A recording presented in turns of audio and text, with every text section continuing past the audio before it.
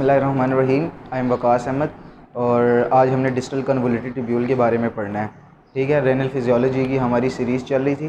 पहले हमने ग्लोमेरुलस के बारे में पढ़ा, उसके बाद जो है ना प्रेशर फिल्ट्रेशन के बारे में, उसके बाद प्रॉक्सिमल कन्वोल्यूटेड ट्यूब्यूल के बारे में, उसके बाद ascending and descending limb of loop of Henle के बारे में, और आज हमारा लास्ट डिस्टल कन्वोल्यूटेड ट्यूब्यूल है। ठीक है, हमें पता है कि हमने अगर आपने पिछली वाली वीडियोस नहीं देखी तो प्लीज़ पहले जाके ना वो पिछली वाली वीडियोस देखें, तभी आपको जो है ना ये बिल्कुल सही समझ आएगी। हमने मोटा मोटा मैं रिवाइज़ कर देता हूँ कि क्या हुआ था। हमने कहा था कि हमारे पास एफरेंट आर्टियोल है।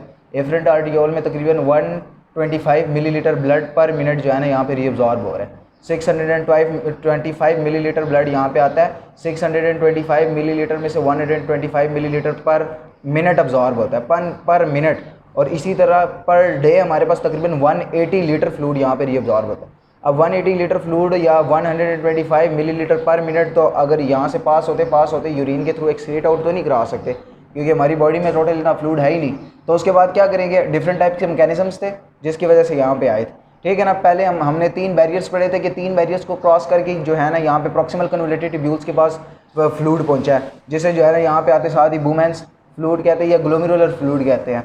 ठीक है, तो अब क्या हुआ था, 3 प्रेशर, एक तो जो है ना ये एंडोथेलियल सेल्स को क्रॉस करके आए थे, वो चीज़ें जिनका साइज़ 50 to 100 नैनोमीटर तो वो क्रॉस करके यहाँ पे आया था। उसके बाद यहाँ पे बेसमेंट मेम्ब्रेन थी। बेसमेंट मेम्ब्रेन की जो है ना 3 जो है ना लेयर्स थी आगे, और lamina densa, lamina rara externa, lamina rara interna, उनको क्रॉस किया था। उसके बाद जो है ना यहाँ पे पोडोसाइट्स थे। पोडोसाइट्स के अंदर नेफ्रिन प्रोटीन्स थी, उनको क्रॉस करने के बाद जो है ना फ्लूइड यहाँ पे पहुँचा था। तो ये जो जितना भी फ्लूइड यहाँ पे पहुँचा है ना, उसका साइज़ जो है ना 5 to 7 नैनोमीटर के दरमियान में, इससे ज़्यादा है ना इससे कम है। ठीक है, अब तो यहाँ पे कौन कौन सी चीज़ें पहुँची थी, sodium ions, chloride ions, potassium ions, glucose और स्मॉल अमाउंट्स ऑफ प्रोटीन जो एल्ब्यूमिन से छोटी छोटी हैं, जैसे इंसुलिन हो गया, ग्लूकागॉन हो गया, यूरिया और लिपिड्स, और एक्स्ट्रा जो भी चीज़ें थी जिन्होंने जाना किडनी के ज़रिए पास आउट होना था, जैसे कोई दवाइयाँ हो गई हैं जो किडनीज पे असरअंदाज होती हैं, या ब्लड प्रेशर से रिलेटेड जो मेडिसिन होती है, वो भी यहाँ से फिल्टर आउट हो गए यहाँ पे पहुँच गए हैं। उसके बाद हमने यहाँ पे पढ़ा कि ये हमारे पास प्रॉक्सिमल कन्वोल्यूटेड ट्यूब्यूल है, और यहाँ से जो इस सेल्स के नीचे से जो है ना हमारे पास descending limb of loop of Henle start हो रहा है। फिर प्रॉक्सिमल कन्वोल्यूटेड ट्यूब्यूल में हमने पढ़ा कि हमारे पास ये वाली बेसोलेटरल मेम्ब्रेन है और ये हमारे पास एपिकल मेम्ब्रेन है। होता कुछ ऐसा कि बेसोलेटरल मेम्ब्रेन के ऊपर जो है ना ये ब्लैक कलर के सोडियम पोटेशियम ATPase पंप लगे होते हैं। अब ये क्या करते हैं, ये कंटिन्यूसली 3 सोडियम आइंस को बाहर निकालते हैं, 2 पोटेशियम आइंस को अंदर लेके आते हैं। 3 सोडियम आइंस बाहर जा रहे हैं, 2 पोटेशियम आइंस अंदर आ रहे हैं, जिसकी वजह से क्या होता है, एक कंसंट्रेशन ग्रेडियंट पैदा हो जाता है, एक पोटेंशियल डिफरेंस पैदा हो जाता है। यानी बाहर सोडियम आइंस ज़्यादा हो जाते हैं और अंदर पोटेशियम आइंस ज़्यादा हो जाते हैं। अब बाहर सोडियम आइंस ज़्यादा होने की वजह से जो है ना अंदर नेगेटिव चार्ज आ जाता है, बाहर पॉजिटिव चार्ज आ जाता है। अब उसकी वजह से ये क्या होता है कि यहाँ से जब सोडियम आइंस गुजर रहे होते हैं, तो सोडियम आइंस जो है ना जब बाहर अंदर कम हो जाते हैं, यहाँ पे ज़्यादा होते हैं, तो सोडियम आइंस जो है ना यहाँ से अंदर आना स्टार्ट कर देंगे। क्यों? क्योंकि हमें पता है डिफियन होगी, हायर कंसंट्रेशन से चीज़ लोअर कंसंट्रेशन की तरफ हमें आती है हमेशा। तो अब जब वो अंदर आना स्टार्ट कर देंगे ना, तो वो अपने साथ अकेले अंदर नहीं आएंगे, अपने साथ साथ जो है ना ग्लूकोज के मालिक्यूल, अब एक सोडियम आइंस अगर अंदर जा रहा है तो वो एक सोडियम आइंस अपने साथ जो है ना एक ग्लूकोज के मालिक्यूल को भी अंदर ले जाता है। एक सोडियम अंदर आ रहा है तो अपने साथ एक ग्लूकोज के मालिक्यूल को भी अंदर ले आएगा। ठीक है ना, इसलिए इसको कहते हैं सोडियम ग्लूकोज को ट्रांसपोर्टर। इसी तरह मैंने आपको बताया कि इसी तरह एक ये भी ट्रांसपोर्टर लगा होता है। जब सोडियम आइंस अंदर जा रहे होते हैं तो सोडियम आइंस अपने साथ अमाइनो एसिड्स को भी अंदर ले आते हैं। अब इसको कहते हैं सोडियम अमाइनो एसिड्स को ट्रांसपोर्टर। इसके अलावा हमारे पास जो सोडियम आइंस होते हैं तकरीबन यहाँ से यहाँ पे जाने के बाद यहाँ पे या तो ये बाहर निकल जाते हैं सोडियम पोटेशियम ATPase पंप के ज़रिए, ठीक है ना, यहाँ पे ATP खर्च होता है, या उसके अलावा क्या होता है, ये सोडियम आइंस के यहाँ पे जो है ना ट्रांसपोर्टर्स लगे होते हैं, यहाँ पे ट्रांसपोर्टर्स लगे होते हैं। ये ट्रांसपोर्टर्स के लिए ग्लूकोज भी, सोडियम आइंस भी और पोटेशियम आइंस भी जो यहाँ पे रीअब्जॉर्ब होता है तकरीबन सारे यहाँ पे चले जाते हैं ब्लड के अंदर, क्योंकि इनकी अल्टीमेटली डेस्टिनेशन ब्लड ही है। ठीक है, 65% तकरीबन जो आइंस होते हैं, sodium ions, chloride ions, calcium ions वगैरह वगैरह, ये सारे के सारे जो है ना यहाँ पे जाते हैं। इसकी जो एपिकल मेम्ब्रेन है, इसके ऊपर लार्ज अमाउंट ऑफ माइक्रोविलाई होती हैं। ठीक है, इनकी जो मेम्ब्रेन है वो यहाँ पे, ये जो एपिकल मेम्ब्रेन है यूं लार्ज अमाउंट ऑफ माइक्रोविलाई होती हैं। माइक्रोविलाई जो है ना इनका सरफेस एरिया और भी बढ़ा देती है, जिनकी वजह से इनकी सिलेक्टिव रीअब्जॉर्प्शन और अच्छे तरीके से हो पाती है। ठीक है, अब जो इसमें से जो प्रॉक्सिमल कन्वोल्यूटेड ट्यूब्यूल का हमने पढ़ा, ये क्या करती है, ये तकरीबन 100% ग्लूकोज, 100% अमाइनो एसिड्स और तकरीबन 70 to 80% लिपिड्स को ये रीअब्जॉर्ब कर देती है। उसके अलावा जितने भी आइंस होते हैं, sodium ions, potassium ions, calcium ions, magnesium ions, ये तकरीबन 65% दोबारा रीअब्जॉर्ब होते हैं। अब ये सारा कुछ सिस्टम हो गया, 65% sodium ions, calcium ions, potassium ions, ये सारा कुछ रीअब्जॉर्ब हो गया। अब इसके बाद जो बाकी चीज़ें बची हैं, यानी 35% हमारे पास sodium ions, potassium ions, calcium ions, urea बच गया, और इसके अलावा फिल्ट्रेट, ये सारी चीज़ें यहाँ से गुजरती हैं। अब ये यहाँ से जब गुजर रही होती है ना, तो हमारे पास ये descending limb of loop of Henle का मसला ये होता है कि ये descending limb of loop of Henle से आइंस बाहर नहीं निकल सकती, यहाँ से सिर्फ और सिर्फ वाटर बाहर निकल सकता है।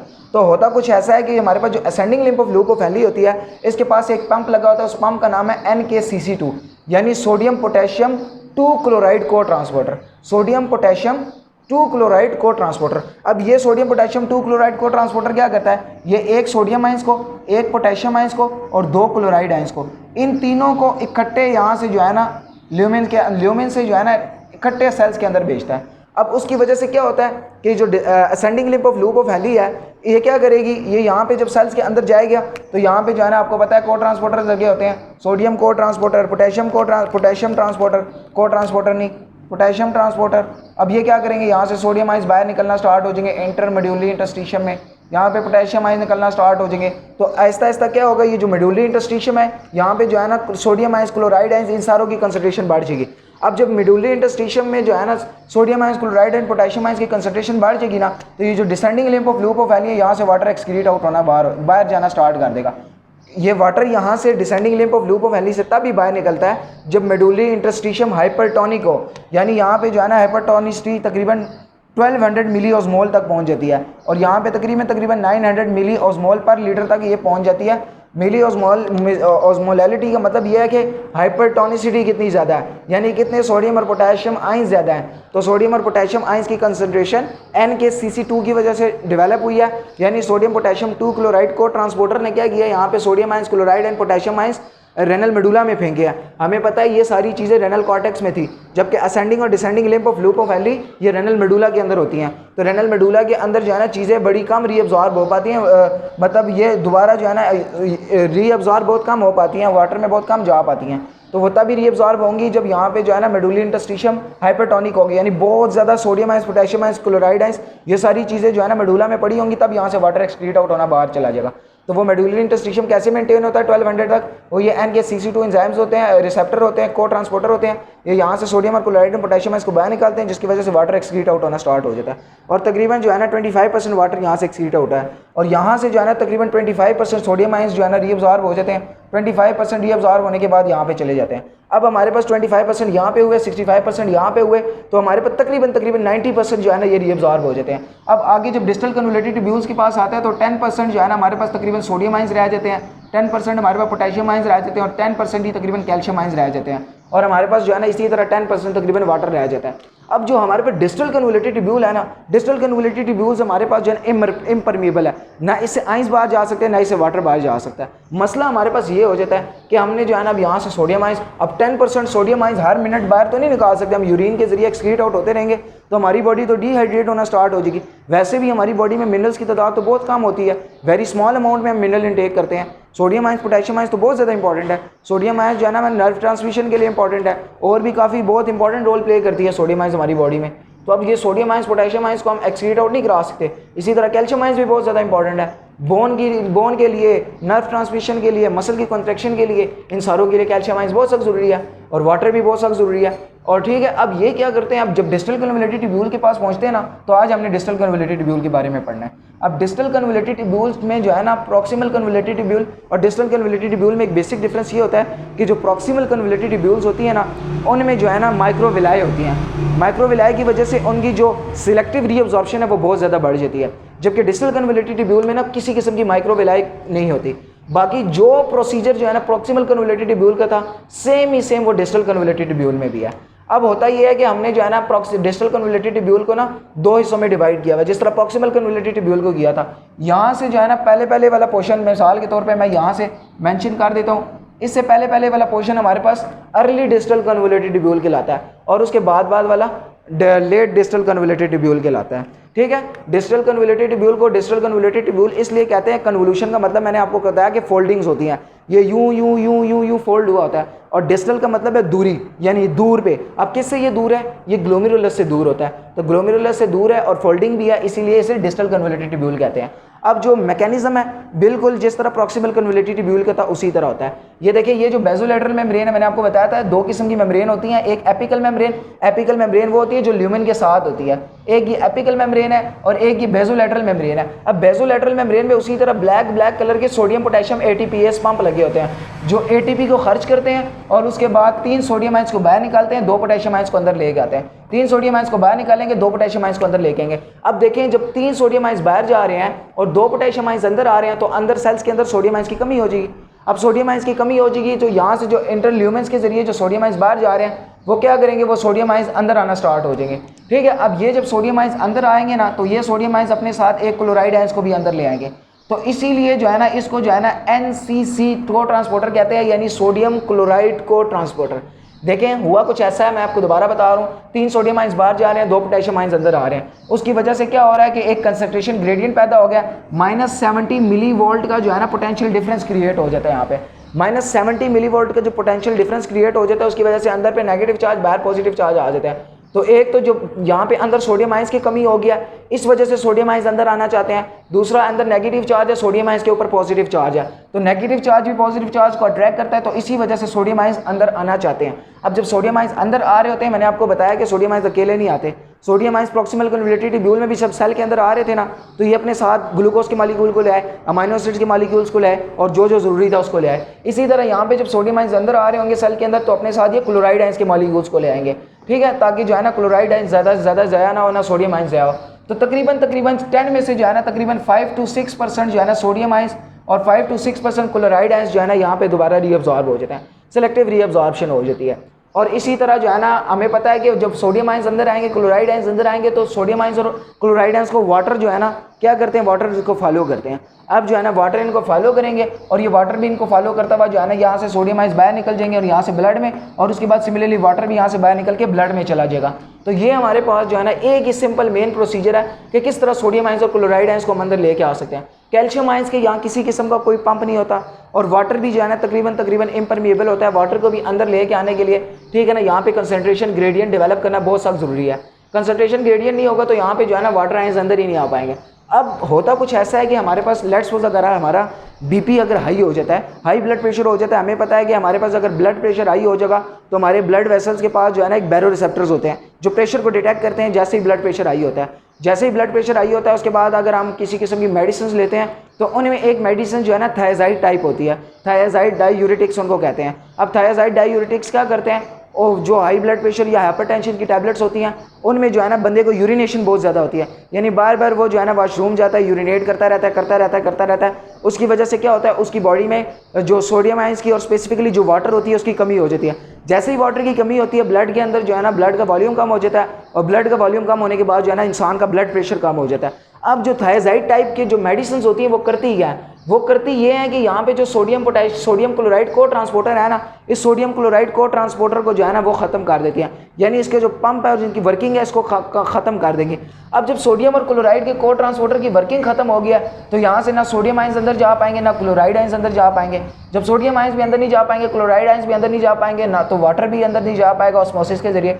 वाटर नहीं जा पाएगा तो यहाँ से क्या होगा कि वाटर ये जो सारा फ्लूइड है ये डायरेक्टली जो है ना यहाँ से डिस्टल कन्वोल्यूटिव ट्यूब्यूल से कलेक्टिंग डक्ट में पास होता है, जो है ना यूरिन के तरीके पास हो जाएगा, तो हमें ज़्यादा से ज़्यादा यूरिनेशन होगी। तो थायजाइड टाइप की मेडिसिन के साथ भी ये क्या करती हैं, ये करती हैं कि ये जो है ना सोडियम पोटेशियम जो सोडियम क्लोराइड को ट्रांसपोर्टर्स हैं उनकी वर्किंग को ये ख़त्म कर देती हैं। अब दूसरा जो है ना मैंने आपको बताया कि किसी किस्म के मिनरल्स यहाँ पे पास नहीं हो सकते सिवाय सोडियम आयंस के और क्लोराइड आयंस के, जो तकरीबन 4 to 5% या 5 to 6% पास होते हैं। अब उसके बाद जो है ना अगर हमारी बॉडी में मिसाल के तौर पे ब्लड प्रेशर हमारा डाउन हो गया, या हमारी बॉडी के अंदर कैल्शियम की कमी हो जाएगी, ब्लड के अंदर कैल्शियम की कमी हो गया, या हमारे अंदर जो है ना सोडियम क्लोराइड आयंस या वाटर की कमी हो गई है, ब्लड प्रेशर हमारा डाउन हो गया, उसके बाद जो है ना हम क्या करेंगे, उसके बाद क्या होगा कि यहाँ पे तो फ्लूइड हमारा ज़ाया हो ही जा रहा है और हमारी बॉडी तो होमियोस्टेसिस को मेंटेन करने के लिए किसी हद तक भी जा सकती है, फ्लूइड को ये ज़ाया होने से बचाती है। तो इसीलिए हमारे पास जो डिस्टल कन्वोल्यूटिव ट्यूब्यूल है ना, इस पर 3 किस्म के मेन हार्मोन्स काम करते हैं।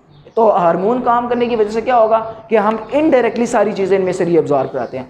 उनमें से एक हार्मोन हमारे पास होता है पैराथायरॉयड हार्मोन, दूसरा हार्मोन हमारे पास होता है एल्डोस्टेरोन हार्मोन, तीसरा हमारे पास होता है एंटी डायूरेटिक हार्मोन या हमारे पास वेसोप्रेसिन होता है। जो पैराथायरॉयड हार्मोन होता है ये कैल्शियम आयंस को डेवलप कराता है, कैल्शियम आयन की रीअब्जॉर्प्शन कराता है। एल्डोस्टेरोन हमारे पास सोडियम क्लोराइड आयंस की ट्रांसपोर्ट कराता है और ADH हमारे पास वाटर की कराता है। मिसाल के तौर पे ये हमारे पास एक सेल है डिस्टल कन्वोल्यूटिव ट्यूब्यूल का, हमने एक सेल जो है ना डिस्टल कन्वोल्यूटिव ट्यूब्यूल का उठा के बाहर बना दिया। अब हम पहले इस पर पैराथायरॉयड हार्मोन की और उसके बाद जो है ना अल्डोस्टेरॉन और एडीएच की जो है ना अलग-अलग हम देखते हैं कि किस तरह जो है ना इन पे हार्मोन एक्ट करते हैं। हमारे पास जो ये वाली जो बेज़ोलैटरल मेम्ब्रेन होती है ना, इसकी यहाँ पे जो है ना एक को ट्रांसपोर्टर, ये जो एक रिसेप्टर लगा होता है जो हार्मोन को जो है ना डिटेक्ट करता है, हार्मोन का सिग्नल लेता है। हमें पता है कि जो हार्मोन्स होते हैं ना, स्पेसिफिकली पेप्टाइड हार्मोन, ये बहुत बड़े बड़े होते हैं। ग्लूकोज का मॉलिक्यूल इतना छोटा होता है वो सेल्स के अंदर नहीं जा सकता, तो जो हार्मोन्स होते हैं जितने बड़े बड़े होते हैं तो वो कैसे सेल्स के अंदर जा सकते हैं, तो वो सेल्स के अंदर नहीं जा सकते। अब वो सेल्स के अंदर एक रिसेप्टर होता है, वहाँ पे अटैच होते हैं। अब वो रिसेप्टर जो है ना सेकेंडरी एक्टिव ट्रांसपोर्ट, यानी जो सेकेंडरी मैसेंजर सिस्टम को एक्टिवेट करता है। यहाँ पे सेकेंडरी मैसेज जो है ना एक्टिवेट होता है। वो सेकेंडरी मैसेज जो सिस्टम है, सेकेंडरी मैसेंजर सिस्टम, वो बॉडी को बताता है कि यार बाहर कोई सिग्नल आया, कोई वगैरह वगैरह। जिस तरह जो है ना हमारे घर है, हमारे घर के अंदर कोई अगर बाहर स्ट्रेंजर आना चाहता है, वो डायरेक्टली हमारे घर के अंदर नहीं आ सकता, वो बाहर एक बेल लगी होगी, बेल बजाएगा। जैसे ही बेल बजाएगा हमारे कानों के अंदर साउंड वेव्स आएंगी, हमें पता लग जाएगा कि यार बाहर कोई बंदा आया, जाओ दरवाज़ा खोलो और बंदे को अंदर लेके आओ। अगर ज़रूरी है लेके आना, ज़रूरी नहीं है तो उसके बाहर पूछो कि क्या काम है और उसके बाद जो है ना उसको रुखसत करो। तो इसी तरह जो हमारे हार्मोन्स होते हैं ये बहुत बड़े होते हैं, सेल्स के अंदर नहीं आ सकते। ये क्या करेंगे, बाहर बेल बजाएंगे। बेल कैसे बजाएंगे, ये रिसेप्टर के ऊपर एक्टिवेट होंगे और रिसेप्टर सेकेंडरी मैसेंजर सिस्टम को एक्टिवेट करेगा। इनकी बेल क्या है, साइक्लिक एमपी या कैल्शियम आयंस इनकी ब्लड होते हैं। जो यहाँ पे साइक्लिक एमपी इनका सेकंड मैसेंजर सिस्टम है, बेल सेकंड। अब जैसे ही साइक्लिक एमपी की तादाद यहाँ पे बढ़ना स्टार्ट हो जाएगी, हमें पता लग जाएगा कि यार बाहर कोई सिस्टम है, कोई मतलब बाहर कोई चीज़ आई है। अब हमारे पास होता कुछ ऐसा है कि हमारे पास पैराथायरॉयड हार्मोन, हमारे पास पता है, हमने थायराइड ग्लैंड पढ़े थे। थायराइड ग्लैंड के पीछे हमारे पास 4 पैराथायरॉयड हार्मोन होते हैं। वो तभी हार्मोन रिलीज़ करते हैं जब ब्लड के अंदर कैल्शियम आयंस की तादाद कम हो जाती है। अब जब ब्लड के अंदर कैल्शियम आयंस की तादाद कम हो जाएगी तो वो पैराथायरॉयड हार्मोन रिलीज़ करेंगे, जिसे पैराथार्मोन भी कहते हैं। अब पैराथार्मोन मैंने आपको बताया था कि 3 जगह जाके अपनी एक्टिविटी परफॉर्म कर सकता है। एक तो वो बोन्स के पास जाएगा, बोन्स के अंदर जो ऑस्टियोक्लास्ट सेल्स होते हैं उसको जो है ना उसकी फंक्शनिंग से जो है ना ब्लड बोन के अंदर से कैल्शियम आयंस को निकाल के ब्लड के अंदर डालेगा। उसके बाद इंटेस्टाइन्स के पास जाएगा, इंटेस्टाइन्स के अंदर विटामिन डी को जो है ना उसकी एक्टिव फॉर्म में कन्वर्ट कर देगा। कैल्सिट्रायल वो जो है ना कैल्शियम आयंस को ज़्यादा से ज़्यादा रीअब्जॉर्ब कराएगी। और उसके बाद जो तीसरा उसका मेन फंक्शन होता है वो जो है ना एल्डोस्टेरॉन, ये डिस्टल कन्वोल्यूटेड ट्यूब्यूल पे आके एक्ट करता है। मिसाल के तौर पे ये हमारे पास जी प्रोटीन कपल्ड रिसेप्टर था। इस जी प्रोटीन कपल्ड रिसेप्टर के ऊपर जो है ना ये पैराथायरॉयड हार्मोन था, जो पैराथार्मोन था ये आके एक्ट किया। अब नॉर्मली जो जी प्रोटीन कपल्ड रिसेप्टर होता है इसके साथ जीडीपी बाइंड हुई होती है, जीडीपी। अब जीडीपी बाइंड हुई होती है, जैसे ही यहाँ पे पैराथायरॉयड हार्मोन एक्ट करता है ये जीडीपी को ख़त्म करके यहाँ पे जीटीपी बाइंड कर लेता है। अब जो जी प्रोटीन कपल्ड रिसेप्टर, ये जो जी प्रोटीन कपल्ड रिसेप्टर है ना, ये हमारी बॉडी में लार्जेस्ट टाइप ऑफ रिसेप्टर है। जितने भी सेल मेम्ब्रेन होती है ना, ये सेल मेम्ब्रेन का सबसे बड़ा रिसेप्टर है। ये 7 टाइम्स जो है ना सेल मेम्ब्रेन से यू पास हुआ होता है, इसीलिए इसे जो है ना 7 टाइम ट्रांस मेम्ब्रेन रिसेप्टर भी ये कहते हैं, या ट्रांस जो है ना इसको जो है ना 7 टाइम ट्रांस मेम्ब्रेन रिसेप्टर भी कहते हैं, या सर्पेंटाइन रिसेप्टर्स भी इसको कहा जाता है। अब नॉर्मली इसके साथ जी प्रोटीन बाइंड की होती है, इसीलिए इसे जी प्रोटीन कपल्ड रिसेप्टर कहते हैं। अब जी प्रोटीन के भी 3 कंपोनेंट होते हैं, अल्फा कंपोनेंट, बीटा कंपोनेंट और गैमा कंपोनेंट। जैसे ही इसके साथ हार्मोन बाइंड करता है तो अल्फा कंपोनेंट अलग हो जाता है और बीटा और गैमा कंपोनेंट अलग हो जाता है। वो जो अल्फा कंपोनेंट होता है वो आगे जो सेल मेम्ब्रेन के अंदर एक और जो एक्टिव एंजाइम होता है, एक्टिव जो है ना लिपिड से मेम्ब्रेन जो बनी हुई चीज़ होती है उसको जाके एक्टिवेट कर देता है, उसका नाम होता है एडिनिलेज साइक्लेज। एडिनिलेज साइक्लेज का काम क्या होता है कि ये जो है ना जो सेकेंडरी मैसेंजर सिस्टम है उसको एक्टिवेट कराता है। यानी बॉडी के अंदर जो है ना सेल्स के अंदर इतने ज़्यादा एटीपी होंगे, उस एटीपी को कन्वर्ट कर देगा ये साइक्लिक एएमपी के अंदर। अब ये साइक्लिक एएमपी में कन्वर्ट करने का फ़ायदा क्या होता है कि यहाँ पे जो है ना जी प्रोटीन कपल्ड रिसेप्टर के पास एक बारी पैराथायरॉयड हार्मोन बाइंड होगा। अब ये बार बार जी प्रोटीन को एक्टिवेट करेगा, जी प्रोटीन के साथ बार बार जीटीपी बाइंड होती जाएगी। जीटीपी बार बार एडिनिलेज साइक्लेट को एक्टिवेट करेगी, वो बार बार एटीपी की तोड़ को साइक्लिक एमपी बनाता रहेगा। सेल के अंदर एकदम साइक्लिक एमपी की तादाद बहुत ज़्यादा बढ़ जाएगी। साइक्लिक एमपी क्या करता है, एक प्रोटीन होती है, फैमिली है प्रोटीन काइनेज ए, प्रोटीन उसको जाके एक्टिवेट कर देगा। अब ये प्रोटीन काइनेज ए की फैमिली क्या करती है, ये क्या करती है, ये जाके जो है ना ये ट्रांसक्रिप्शन फैक्टर्स को एक्टिवेट करती है, यानी सेल्स के अंदर ट्रांसक्रिप्शन फैक्टर्स बनाती है। ट्रांसक्रिप्शन फैक्टर क्या करेगी, हमें पता है सेल्स के अंदर जो है ना न्यूक्लियस होता है, न्यूक्लियस के अंदर डीएनए होता है। अब ये डीएनए के पास जाएगी, डीएनए के जो है ना स्पेसिफिक जीन्स को एक्टिवेट करेगी। अब स्पेसिफिक जीन को एक्टिवेट करने के बाद वो मैसेंजर आरएनए बनाएगा, उसके बाद प्रोटीन बनेगी और वो प्रोटीन जो है ना गाल्जी बॉडीज़ के अंदर जाएंगी। मिसाल के तौर पर जो है ना ये यू प्रोटीन बना रही है, अब जो है ना ये डिफरेंट टाइप्स की प्रोटीन बनाना स्टार्ट कर देगी और वो प्रोटीन जो है ना वेजिकल में पैक होते होते जो है ना यहाँ पे मेम्ब्रेन के पास आ जाएगी। जैसे ही मेम्ब्रेन के पास आएगी, हमें पता है यहाँ पे जो है ना एक स्नैप प्रोटीन्स होती है, स्नैप 27, स्नैप जो है ना 18, वो आगे इनको जो है ना मेम्ब्रेन पे जो है ना फ्यूज़ करा देगी। यहाँ पे जो है ना मेम्ब्रेन के अंदर जो है ना ये प्रोटीन्स जो है ना ये चैनल्स जो भी जो है ना मेम्ब्रेन्स के थ्रू बने थे, जो एंडोप्लाज्मिक रेटिकुलम के ज़रिए बने थे, उन चैनल्स को जो है ना ये यहाँ पे फ्यूज़ अप करा देगी। अब यही वाले चैनल्स मैं यहाँ पे बनाने की कोशिश करता हूँ, यानी ये चैनल्स है, ये पे ग्रीन चैनल्स में यहाँ पे मैं बना देता हूँ। ये ग्रीन चैनल जो है ना यहाँ पे ये बना देगी। यहाँ पे पैराथायराइड हार्मोन ने एक्ट किया, जी प्रोटीन कपल रिसेप्टर के जरिए साइक्लिक एमपी बनाए, साइक्लिक एमपी ने प्रोटीन काइनेज ए को एक्टिवेट किया, उसने जाके ट्रांसक्रिप्शन फैक्टर बनाया, ट्रांसक्रिप्शन फैक्टर ने मैसेंजर आरएनए बनाया, उससे प्रोटीन बनी। वो प्रोटीन क्या थी? वो प्रोटीन ये चैनल की सूरत में थी। अब इस चैनल का नाम होता है कैल्शियम चैनल्स, इसका नाम होता है कैल्शियम चैनल्स, क्योंकि हमारी बॉडी के अंदर स्टिमुलस ये है कि कैल्शियम आइंस कम हो गया और पैराथायराइड हार्मोन चाहता है कि ब्लड के अंदर कैल्शियम आइंस ज़्यादा हो, और यहाँ से जो है ना कैल्शियम आइंस को जो है ना रीअब्जॉर्ब करने का कोई और सिस्टम नहीं है। तो जैसे ही कैल्शियम आइंस यहाँ से गुजर रहे हैं, वैसे भी हमें पता है कि कलेक्टिंग डक्ट में जाके ज़या हो जाना है, तो कैल्शियम आइंस यहाँ से जो है ना दोबारा रीअब्जॉर्ब होना स्टार्ट हो जाएंगे और उसके बाद जो है ना यहाँ से कैल्शियम आइंस ब्लड के अंदर चले जाएंगे। तो ये हमारे पास जो है ना कैल्शियम आइंस को रीअब्जॉर्ब करने का एक मेथड था। अब उसके बाद बिल्कुल जो हमारे पास जो ADH होता है, जिसने वाटर को रीअब्जॉर्ब कराना है, वाटर को रीअब्जॉर्ब कराने का भी बिल्कुल यही मैसेंजर सिस्टम है। ADH भी यहाँ पे आके बाइंड करेगा, ADH यहाँ पे आके बाइंड करेगा। यहाँ पे ADH के स्पेसिफिक रिसेप्टर्स होते हैं, ये रिसेप्टर भी जी प्रोटीन कपल्ड रिसेप्टर की तरह ही होता है। ADH बाइंड करेगा तो नॉर्मली जी प्रोटीन कपल्ड रिसेप्टर के पास GTP बाइंड करेगी, उसके बाद डिनिलेट साइक्लेज एक्टिवेट होगा, वो ATP बनाएगी, ATP बनाने के बाद साइक्लिक AMP बनेंगे, cyclic AMP protein kinase A को एक्टिवेट करेगा। उसके बाद जो है ना कोई ऐसी जीन्स प्रोटीन काइनेज ए जाके एक्टिवेट करेगा, यानी नॉर्मली वो जीन्स जो है ना इनएक्टिव होती हैं। प्रोटीन काइनेज ए क्या करता है? उसके ऊपर फास्फोरस डाल देता है, जिसकी वजह से एकदम जीन एक्टिवेट हो जाती है। वो कहती है यार मैंने मैसेंजर RNA बनाना है, वो मैसेंजर RNA बना के फिर प्रोटीन बनाती है। अब वो जब प्रोटीन बन जाती है, वो प्रोटीन फिर जाके सेल मेम्ब्रेन्स के अंदर एम्बेडेड हो जाती है। वो प्रोटीन मैंने यहाँ पे बना दी है ये रेड कलर की। अब इस प्रोटीन का नाम है एक्वापोरिन। एक्वापोरिन, हमें पता है एक्वा कहते हैं वाटर को और पोरिन कहते हैं पोर्स को। अब ये एक्वापोरिन क्या करेंगी? यहाँ से वो जो है ना वाटर वैसे भी जाके इसने ज़या हो जाना है, ये एक्वापोरिन क्या करेंगी? यहाँ से जो है ना वाटर को रीअब्जॉर्ब करना स्टार्ट कर देंगे।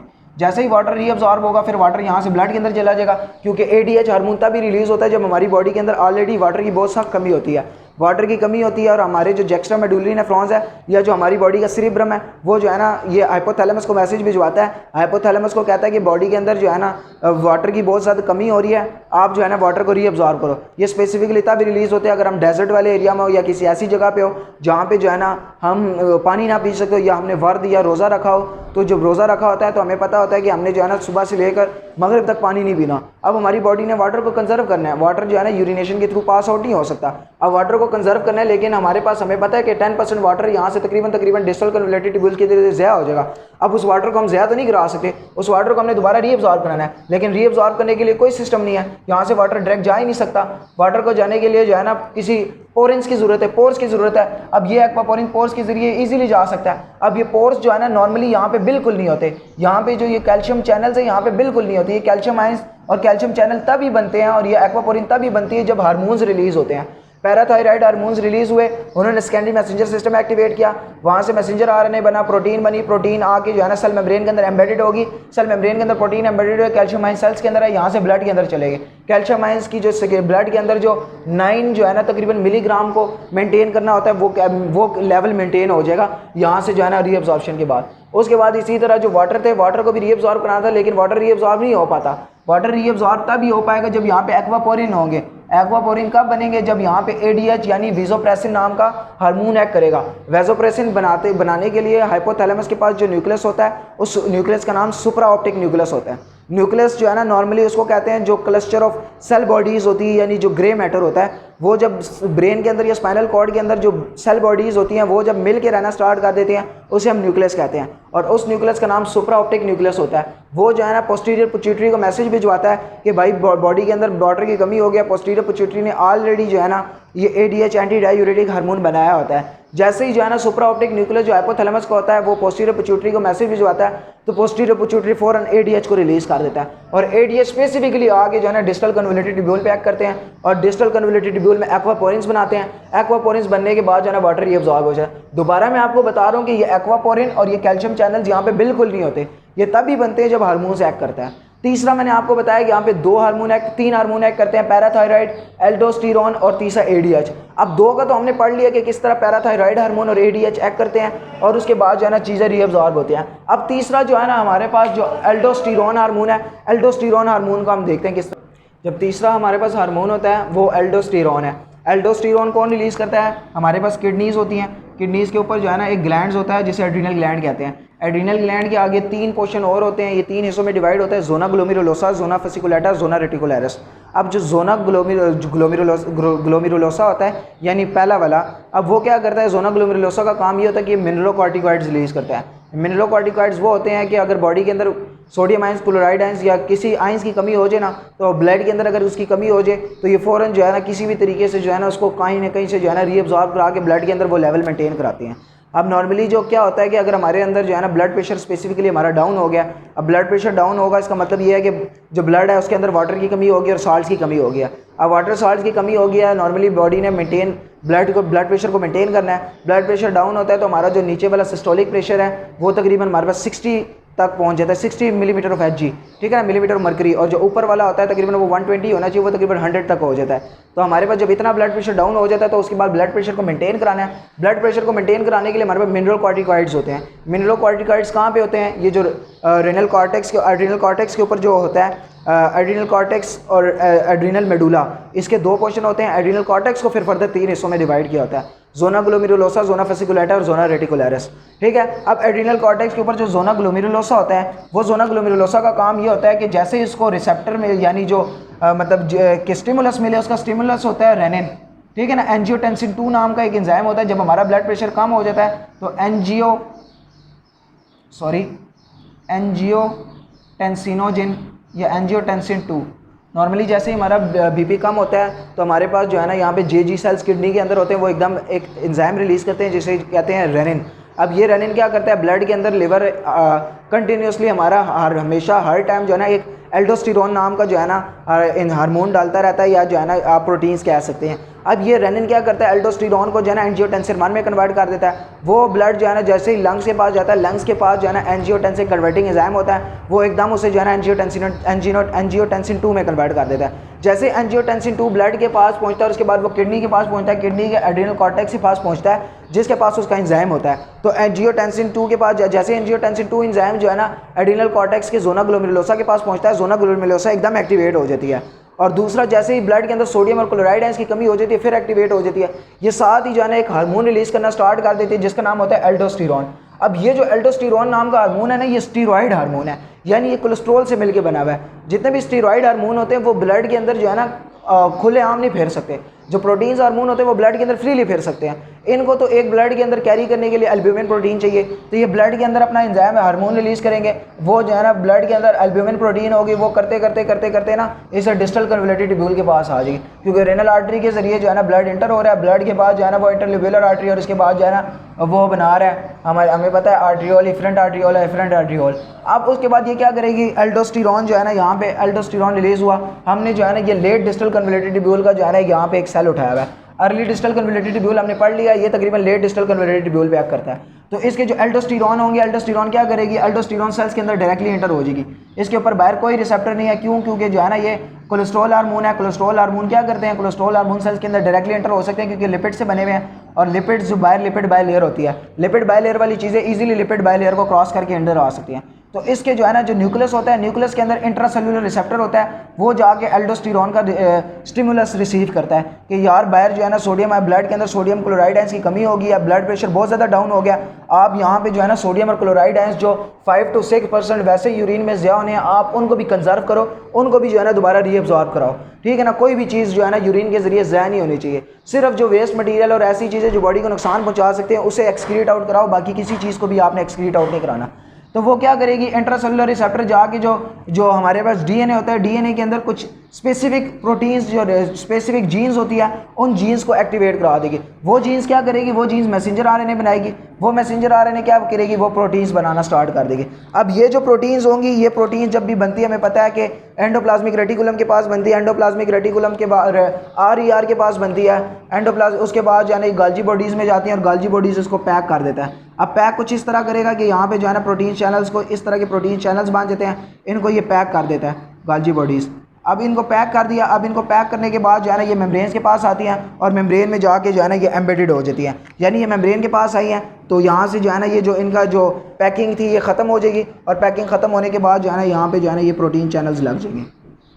बिल्कुल उस तरह जिस तरह हमारे पास कैल्शियम आयंस चैनल लगे हैं और जिस तरह हमारे पास एक्वापोरिन के चैनल लगे हैं। नॉर्मली ये चैनल बिल्कुल प्रेजेंट नहीं होते, लेकिन आहिस्ता आहिस्ता जैसे ही जो है ना यहाँ पे एल्डोस्टेरोन एक्ट करता है तो यहाँ पे कैल्शियम चैनल जो है ना ये जो चैनल्स हैं ये बनना स्टार्ट हो जाएंगे। अब ये चैनल्स क्या करेंगे, यहाँ से हमें पता है सोडियम क्लोराइड आयंस वैसे ही गुजर रहे हैं, तो यहाँ से सोडियम आयंस और chloride ions specifically sodium ions जो है ना यहाँ पे जाना स्टार्ट हो जाएंगे, यहाँ से ब्लड में जाना स्टार्ट हो जाएंगे। और हमें पता है सोडियम आयंस को वाटर फॉलो करता है, तो सोडियम आयंस के बाद जो है ना जितना यहाँ पे वाटर था वो वाटर भी यहाँ से जो है ना ब्लड में जाना स्टार्ट हो जाएगा। और जो हमारे ब्लड का जो प्रेशर डाउन था, जो स्टिमुलस मिला हुआ था, तो वो ब्लड प्रेशर जो है ना रेज होना स्टार्ट हो जाएगा। और उसके अलावा जो क्लोराइड आयंस होते हैं, नॉर्मली क्लोराइड आयंस जो पोटेशियम आयंस होते हैं वो जो है ना एक्सक्रीट आउट हो जाते हैं यूरिन के थ्रू, ये ल्यूमेन में, और यहाँ से जो है ना ये पास आउट हो जाते हैं। पोटेशियम आयंस को अंदर नहीं लेके जा सके, क्योंकि ये सोडियम आयंस तभी अंदर जाते हैं जब पोटेशियम आयंस बाहर आते हैं। सोडियम आयंस अंदर जाते हैं, पोटेशियम आयंस बाहर आते हैं, और यहाँ से जो है ना ये जो कलेक्टिंग डक्ट के थ्रू जो है ना ये एक्सक्रीट आउट हो जाते हैं।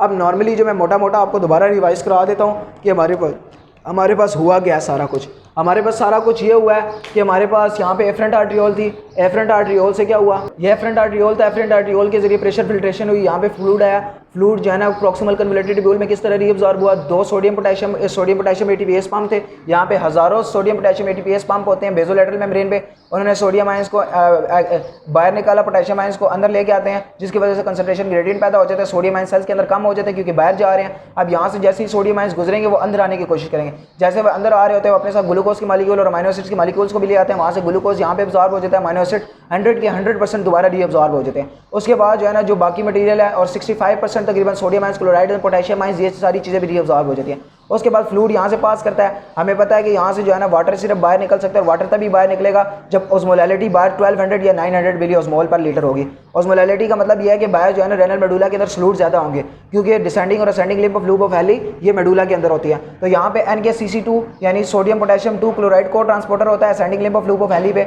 वो क्या करता है कि यहाँ से जो है ना जो ल्यूमेन के अंदर सोडियम आयंस, क्लोराइड और 2 पोटेशियम क्लोराइड आयंस है, सोडियम आयंस, पोटेशियम आयंस और 2 क्लोराइड आयंस है, उनको ट्रांसपोर्ट कराता है। उनको जैसे ही वो ट्रांसपोर्ट होते हैं वो वहाँ से जो है ना यहाँ पे दोबारा बाहर निकल जाते हैं, यहाँ से बाहर निकलते हैं तो मेडुला में चले जाते हैं। रेनल मेडुला के अंदर जो है ना उसका जो है ना हेपेटोनिसिटी बढ़ने लग जाती है, ऑस्मोलैलिटी बढ़ने लग जाती है, तो यहाँ से जो वाटर आ रहा होता है वो भी एक्सेल आउट होना स्टार्ट हो जाता है। इसे काउंटर करंट मैकेनिज्म्स कहते हैं। उसके बाद मैंने आपको बताया कि ये सारा कुछ जो है ना यहाँ से तकरीबन 25% सोडियम आयंस, पोटेशियम आयंस, ये सारी चीज़ें रीअब्सॉर्ब हो जाती हैं। उसके बाद तकरीबन 10% हमारे पास sodium ions, potassium ions, calcium ions बचते हैं, वो डिस्टल कन्वोल्यूटेड ट्यूब्यूल में जाते हैं। अब डिस्टल कन्वोल्यूटेड ट्यूब्यूल को हमने 2 हिस्सों में डिवाइड किया था, पहला अर्ली डिस्टल कन्वोल्यूटेड ट्यूब्यूल, उसके बाद late distal convoluted tubule. Distal convoluted tubules normally जो है ना इम्परमिएबल है वाटर के लिए, सॉल्ट्स के लिए, सारी चीज़ों के लिए, ठीक है ना। लेकिन हमारे पास जो बेसोलैटरल मेम्ब्रेन होती है, जिस तरह प्रॉक्सिमल कन्वोल्यूटेड ट्यूब्यूल में थी, बिल्कुल उसी तरह यहाँ पे भी होती हैं। वो 3 सोडियम आयंस को बाहर निकालती हैं, 2 पोटेशियम आयंस को अंदर लेके आते हैं, जिसकी वजह से जो हमारे सेल्स का मेम्ब्रेन पोटेंशियल वो -70 मिलीवोल्ट तक चला जाता है। सेल्स के अंदर नेगेटिव चार्जेस की तादाद ज़्यादा हो जाती है, ठीक है। तो नेगेटिव चार्जेस क्या करेंगे, पॉजिटिव चार्जेस को अट्रैक्ट करेंगे, जो सोडियम आयंस होंगे वो अंदर आना स्टार्ट हो जाएंगे। जैसे सोडियम आयंस अंदर आ रहे होंगे तो वो अपने साथ क्लोराइड आयंस को भी लेके आ जाएंगे। इसको कहते हैं सोडियम क्लोराइड को ट्रांसपोर्टर। जो भी को ट्रांसपोर्टर होता है उसके साथ किसी किस्म की एनर्जी खर्च नहीं होती। जैसे ही सोडियम क्लोराइड को ट्रांसपोर्टर अंदर आएंगे तो यहाँ से जो है ना सोडियम आयंस दोबारा रीअब्सॉर्ब होकर ब्लड में चला जाएगा, वगैरह वगैरह, क्लोराइड आयंस भी। उसके अलावा जो हमारे पास कैल्शियम आयंस है, पोटेशियम आयंस और वाटर है, उसको रीअब्सॉर्ब कराने के लिए हमारे पास कोई मैकेनिज्म नहीं है। तो हमारे पास 3 किस्म के हार्मोन्स मैंने आपको बताया इस पर एक्ट करते हैं। पहला पैराथायराइड हार्मोन है, दूसरा एल्डोस्टेरोन है, तीसरा एंटी डायूरेटिक हार्मोन है। पैराथायराइड हार्मोन का काम ये होता है कि जैसे ब्लड के अंदर कैल्शियम की तादाद कम हो जाती है, ये कैल्शियम आयंस को रीअब्सॉर्ब कराता है डिस्टल कन्वोल्यूटेड ट्यूब्यूल में और ब्लड के अंदर कैल्शियम आयंस की तादाद को बढ़ा देता है। एल्डोस्टेरोन का काम ये होता है कि जैसे ही सोडियम क्लोराइड आयंस की कमी हो जाती है, ब्लड के अंदर प्रेशर कम हो जाता है, ब्लड प्रेशर कम हो जाता है, ये सोडियम क्लोराइड आयंस को उसके बाद वाटर को रीअब्सॉर्ब कराता है और उसके बाद जो है ना ब्लड का प्रेशर मेंटेन होता है अपना सिस्टोलिक और डायस्टोलिक। और एडीएच का काम मेनली ये होता है कि एडीएच जो है ना वाटर को रीअब्सॉर्ब कराता है जब हमारे पास वाटर की कमी होती है, स्पेसिफिकली जब हमने रोज़ा रखा होता है। तो मैंने आपको बताया जो पैराथायराइड हार्मोन है और एडीएच है, इन दोनों का फंक्शन तकरीबन सेम होता है क्योंकि ये पेप्टाइड हार्मोन है, प्रोटीन हार्मोन है। पैराथायराइड हार्मोन जो एडीएच होता है, हमारे पास सुपरा ऑप्टिक न्यूक्लियस होता है हाइपोथैलेमस के बाद वो पोस्टीरियर पिट्यूटरी को मैसेज भी जाता है कि एडीएच रिलीज करो, बॉडी के अंदर वाटर की कमी है। एडीएच आगे डिस्टल कन्वोल्यूटेड ट्यूब्यूल पे एक्ट करता है। डिस्टल कन्वोल्यूटेड ट्यूब्यूल के ऊपर हार्मोन जी प्रोटीन कपल्ड रिसेप्टर होता है। जी प्रोटीन कपल्ड रिसेप्टर के साथ जीटीपी बाइंड होती है। जीटीपी बाइंड होती है, जैसे ही यहाँ पे हार्मोन बाइंड होता है तो यहाँ पे जीटीपी बाइंड हो जाती है। जीटीपी जाके एडिनिलेज साइक्लेज को एक्टिवेट कराता है, वो सेकेंडरी मैसेंजर सिस्टम यानी एटीपी को साइक्लिक एमपी में कन्वर्ट कराता है। बॉडी के सेल के अंदर साइक्लिक एमपी की तादाद बढ़ना स्टार्ट हो जाती है। जैसे सेल के अंदर साइक्लिक एमपी बढ़ जाता है, वो जाके प्रोटीन काइनेज ए को एक्टिवेट करा देता है। प्रोटीन काइनेज ए बहुत बड़ी फैमिली है। प्रोटीन काइनेज ए होता है, प्रोटीन काइनेज बी, सी, डी सारे होते हैं। अब इनका काम ये होता है कि ये काइनेज है। काइनेज का मतलब है कि ये जो है ना फास्फोरस को ऐड कराएंगे। तो ये क्या करता है, एक ट्रांसक्रिप्शन फैक्टर होता है, ट्रांसक्रिप्शन फैक्टर को एक्टिवेट कराता है, वो जाके जीन्स को एक्टिवेट कराते हैं, उस जीन्स को एक्टिवेट कराते हैं जिन्होंने प्रोटीन्स बनानी होती है, ऐसी प्रोटीन्स जो सेल मेम्ब्रेन के अंदर जो है ना सोडियम आयंस को अलाउ करे कि आप सेल के अंदर आ जाइए, या वाटर को अलाउ करे, ठीक है, क्योंकि ये ADH है।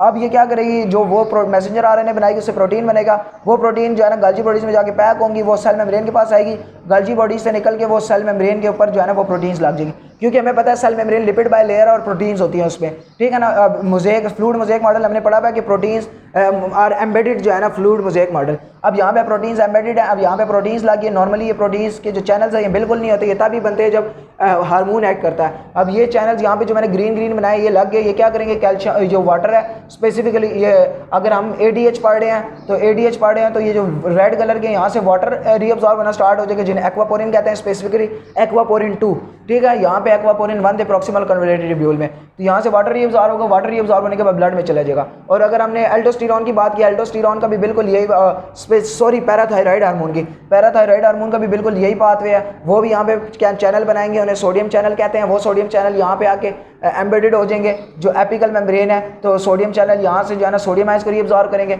और सोडियम आयंस जो है ना स्पेसिफिकली यहाँ पे जो है ना कैल्शियम, अब जो नॉर्मली कैल्शियम आयंस चैनल यहाँ जो पैराथायराइड हार्मोन के जरिए यहाँ से जो कैल्शियम चैनल के जरिए जो कैल्शियम आयंस यहाँ पे रीअब्सॉर्ब होते हैं ना, वो कैल्शियम आयंस यहाँ से डायरेक्टली बाहर नहीं निकल सकते क्योंकि सेल मेम्ब्रेन्स आर इम्परमिएबल। अब वो कैल्शियम आयंस तभी बाहर निकलते हैं जब यहाँ से सोडियम आयंस इंटेक होता है। इसको जो है ना एंटीपोटर कहते हैं, या अब एंटीपोटर कहते हैं, सोडियम कैल्शियम एंटीपोटर, या ये तभी निकलते हैं जब ये यहाँ पे जो है ना हाइड्रोजन आयंस ब्लड से यहाँ पे आते हैं और कैल्शियम आयंस बाहर चला जाता है। कैल्शियम आयंस नॉर्मली बाहर नहीं जा सकते, ठीक है। और उसके बाद लास्ट हमने पढ़ा कि हमारे पास एल्डोस्टेरॉन होता है। एल्डोस्टेरॉन में क्या होता है, एल्डोस्टेरॉन हमारे जब ब्लड प्रेशर कम होता है, सोडियम क्लोराइड वाटर को रीअब्सॉर्ब कराना है, तो ये एल्डोस्टेरॉन हमारे पास कोलेस्ट्रॉल हार्मोन है। ये कोलेस्ट्रॉल हार्मोन क्या करेगा, ये सेल के अंदर डायरेक्टली इंटर हो जाता है, सेल के अंदर जाके न्यूक्लियस के अंदर इनके इंट्रासेलुलर रिसेप्टर होते हैं, उसको एक्टिवेट कराता है, और वो जीन्स एक्टिवेट कराता है, इंट्रासेलुलर रिसेप्टर जीन्स को एक्टिवेट कराता है, वो जीन्स मैसेंजर RNA बनाते हैं, उससे प्रोटीन बनता है, वो प्रोटीन गल्जी बॉडीज़ में जाती है, गल्जी बॉडीज़ वो प्रोटीन्स को जो है ना पैक करती हैं, वो प्रोटीन्स आके जो है ना सेल्स के पास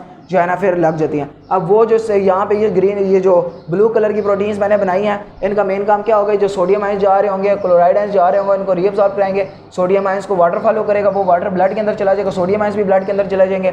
जैसे ही सोडियम आयंस क्लोराइड आयंस की तादाद ब्लड के अंदर बढ़ जाएगी, वाटर की तादाद बढ़ जाएगी, हमारा ब्लड प्रेशर बढ़ जाएगा, ठीक है। नॉर्मली ये हमारा सारा को जो है ना ये रीनल फिजियोलॉजी थी हमारी टोटली। तो उम्मीद है इंशाल्लाह आपको वीडियो पसंद आई होगी। अगर वीडियो पसंद आई है तो लाइक करें, कमेंट्स करें और सब्सक्राइब भी कर दीजिएगा। ओके, शुक्रिया।